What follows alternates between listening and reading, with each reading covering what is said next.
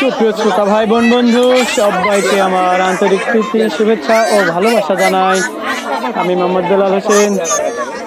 দেখতে পাচ্ছেন আমাদের সোপান জনকল্যাণ সংস্থা কর্তৃক আয়োজিত মহান বিজয় দিবস উদযাপন উপলক্ষে আজকের এই ক্রীড়া প্রতিযোগিতারই একটি খেলা। সেই খেলাটি হচ্ছে আয়না খায়না। অসাধারণ ছোট্ট ছোট্ট মেয়েরা কত সুন্দর লাফাচ্ছে আর লাফাচ্ছে, লাফাতে লাফাতে অনেকেই হিপে গেল বাইরে, শুধু দাঁড়িয়ে মুখ হাঁ করে তাকাচ্ছে বিস্কিটের দিকে।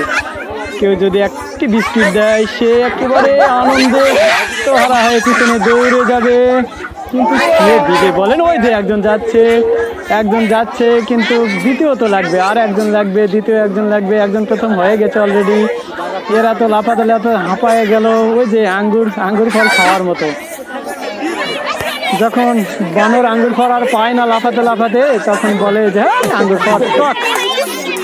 আঙ্গুর ফল তখন যায় টক হয়ে যায়, হিপে কেউ এদিক সেদিক তাকাচ্ছে, মুখ হা মেলে দাঁড়িয়ে আছে।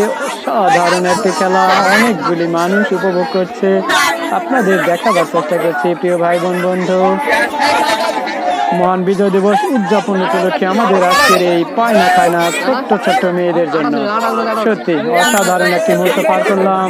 আল্লাহ হাফেজ।